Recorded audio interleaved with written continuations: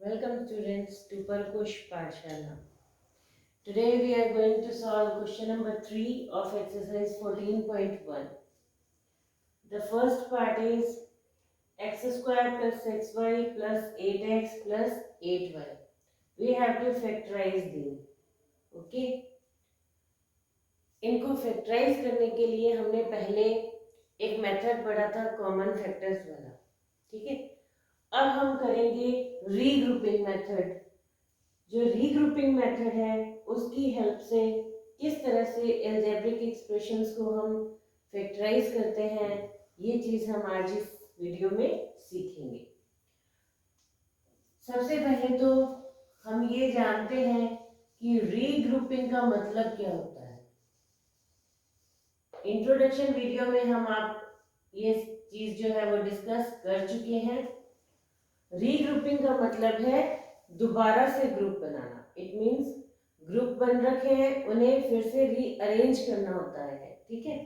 जैसे अगर हम इस क्वेश्चन की बात करें तो इस क्वेश्चन में इन दोनों का ग्रुप है और इन दोनों टर्म्स का ग्रुप है. अब हमें क्या देखना होता है कि अगर इन ग्रुप्स में ऑलरेडी हमारे पास कोई कॉमन फैक्टर आ रहा है तो हमें रीग्रुपिंग की जरूरत नहीं पड़ती. लेकिन अगर हमारे पास जो दिए गए ग्रुप्स हैं उनमें कोई कॉमन फैक्टर फाइंड आउट नहीं हो रहा है, तब हमें क्या करना पड़ता है, इन टर्म्स को आपस में एक्सचेंज करके हम इनका ग्रुप जो है वो चेंज कर सकते हैं. जैसे आप ये समझ सकते हैं कि इन चारों टर्म्स को आप किसी भी सीक्वेंस में लिखें, क्वेश्चन पर कोई डिफरेंस नहीं आने वाला, कोई इफेक्ट नहीं पड़ने वाला. जैसे अगर हम बात करते हैं कि अगर हम इसे ये ना लिखकर ये लिख देंगे तो भी हमारे आने वाले जो आंसर्स हैं उन पे कोई डिफरेंस नहीं होने वाला. अगर हम इसको ये लिख देते हैं तब भी उसमें कोई इफेक्ट नहीं पड़ेगा. ठीक है. तो इस तरह से क्या है कि हम इनका रीग्रुप कर सकते हैं. रीग्रुप करने के बाद इजी क्या हो जाएगा, हमें उनमें कॉमन फैक्टर्स जो हैं वो मिल जाएंगे. तो चलिए बात करते हैं हमारे फर्स्ट पार्ट की. तो इसमें क्या है, देखो सबसे पहले हमें ये देखना है कि हमारे पास जो ग्रुप बने हुए हैं उनमें कोई कॉमन फैक्टर आ रहा है या नहीं आ रहा. अगर हम इस ग्रुप की बात करें तो हम देख सकते हैं कि x यहाँ भी है और x यहाँ भी है. इट मीन्स हमें यहाँ पर एक कॉमन फैक्टर मिल जाएगा. अब हम बात करते हैं इस ग्रुप की. तो यहाँ पर आप देख सकते हो दोनों में हमारे पास 8 जो है वो कॉमन फैक्टर के रूप में अवेलेबल हमें हो रहा है. ठीक है. तो इसलिए हमें इसको किसी भी तरह से रीग्रुप करने की कोई ज़रूरत नहीं पड़ेगी. तो हम इसको कैसे सॉल्व करेंगे, फर्स्ट ग्रुप में से हमने एक कॉमन फैक्टर लिया और इसको सॉल्व किया. तो जब हम इन टर्म्स को डिवाइड करेंगे कॉमन फैक्टर से तो हमारे पास बच जाएगा x प्लस वाई. ये हमारे पास कैसे आए, जब हमने इनमें से कॉमन फैक्टर x को अलग लिया और इस कॉमन फैक्टर से पहले हमने एक्स स्क्वायर जो हमारी फर्स्ट टर्म है उसको डिवाइड किया. डिवाइड करने से क्या हुआ कि इसकी जो एक्सपोनेंट थी 2, उसको जब इसकी एक्सपोनेंट 1 और इस नंबर को डिवाइड करेंगे तो इसकी जो एक्सपोनेंट 1 है वो इस 2 में से हमें सब्ट्रैक्ट करनी पड़ेगी as per law of exponent. तो वहां से हमें यहाँ x मिल गया. इसी तरह से जब हमने इस टर्म को x से डिवाइड किया यानी हमारे कॉमन फैक्टर से, तो यहाँ x बाई एक्स जो है वो डिवाइड होकर हमें 1 आंसर देगा. उस 1 को जब हम y से मल्टीप्लाई करेंगे तो हमारे पास y आ जाएगा.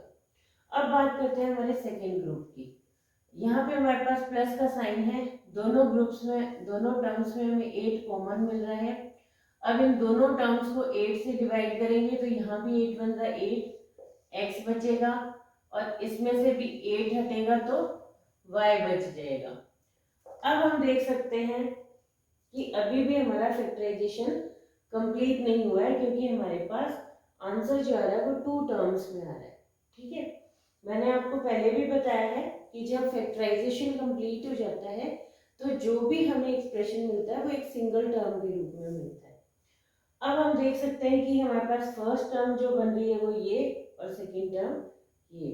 अब अगर इन दोनों टर्म्स की बात करें तो आप देख पा रहे होंगे कि x प्लस वाई इधर भी है और x प्लस वाई यहाँ सेकेंड टर्म में भी आ रहा है।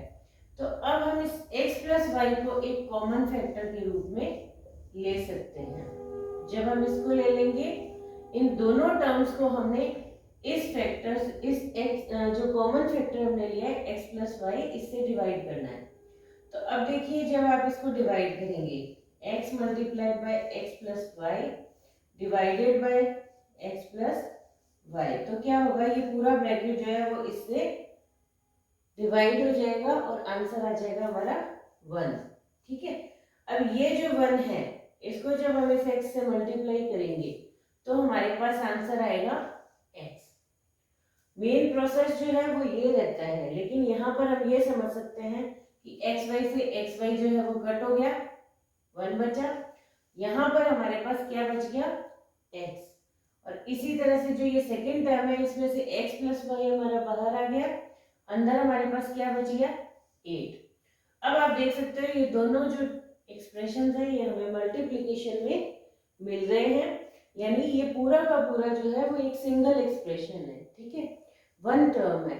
तो ये हमारा यहाँ पर जो है इस क्वेश्चन का जो आंसर है वो हमें मिल गया। इट मीन्स यहाँ हमारा जो फैक्टराइजेशन है किसका, इस एक्सप्रेशन का, वो हमारा कंप्लीट हो गया है। ठीक है, अब हम चलते हैं हमारे पार्ट नंबर 2 की तरफ। सेम प्रोसेस यहाँ करेंगे। सबसे पहले हम चेक करेंगे कि कुछ कॉमन आ रहा है या नहीं आ रहा।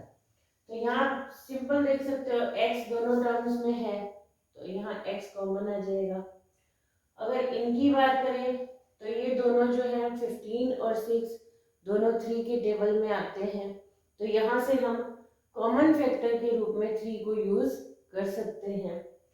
अब हम अगर इस टर्म की बात करें तो इसमें हमारे पास डायरेक्टली कुछ भी कॉमन नहीं है, लेकिन जब हम इनको फैक्टर्स के रूप में लिखेंगे तो हमें पता है कि 1 जो है वो सबके फैक्टर्स के रूप में काम में लिया जाता है, तो हम इसमें से 1 को कॉमन ले सकते हैं। और अगर आप चाहें तो आप इसका रीग्रुप भी कर सकते हैं। तो रीग्रुप कैसे करेंगे, हम इन दोनों को इस तरह से अरेंज कर देंगे। ठीक है, ये -6x -2। अब हमने इनकी रीग्रुपिंग कर दी। इट मीन्स हमने फर्स्ट टर्म को थर्ड टर्म के साथ ग्रुप कर दिया, सेकेंड टर्म को फोर्थ टर्म के साथ ग्रुप कर दिया। ठीक है, अब इनमें से हम कॉमन फैक्टर लेंगे तो 5 और 15 में हमें 5 कॉमन फैक्टर मिल जाएगा। y हमारे पास कॉमन फैक्टर आ रहा है। अब जब इनको डिवाइड करेंगे तो 5 3 15, x हमारे पास कॉमन फैक्टर में नहीं है तो इसको यहाँ लिख लेंगे, y से y डिवाइड हो जाएगा, प्लस में हमारे पास क्या बचेगा, देखिए 5 को 5 से डिवाइड करेंगे 1 आएगा, y को y से डिवाइड करेंगे 1 आएगा। इट मीन्स हमारे पास फाइनल जो आंसर आएगा वो क्या आ जाएगा, 1। ठीक है, अब यहाँ देखते हैं कॉमन हमारे पास नंबर्स के हिसाब से देखें तो 2 कॉमन आ रहा है और ये दोनों जगह माइनस है तो हम -2 कॉमन ले लेंगे। अब इसको जब हम सॉल्व करेंगे तो आपको पता है कि माइनस नंबर जो है, यानी कोई नेगेटिव इंटीजर है, जब किसी नेगेटिव इंटीजर से डिवाइड होता है तो उनका जो फाइनल जो आंसर हमें मिलता है वो हमेशा एक पॉजिटिव इंटीजर के रूप में ही मिलता है। तो हम क्या करेंगे, -6x को जब डिवाइड करेंगे -2 से तो हमारे पास क्या आएगा, -2 1 -2 and -2 3 -6। That's why we get 3 और यहाँ पे x भी है। अब देखिए -2 को जब आप -2 से डिवाइड करेंगे तो क्या आ जाएगा, 1, और ये 1 कैसा आएगा, हमारा पॉजिटिव नंबर आएगा। ठीक है, अब हमारे पास फाइनल में 2 टर्म्स आ रही हैं। पहले हमारे पास 4 टर्म्स थी, अब ये 2 टर्म्स में कन्वर्ट हो गई हैं। इन दोनों टर्म्स में हमारे पास 3x + 1 जो है वो कॉमन फैक्टर के रूप में आ रहा है, उसको हमने बाहर ले लिया। इनको हटाने के बाद हमारे पास क्या बच रहा है, कॉमन फैक्टर के अलावा जो फैक्टर्स हैं, इस टर्म में हमारे पास 5y है, इस टर्म के अंदर हमारे पास 2 है।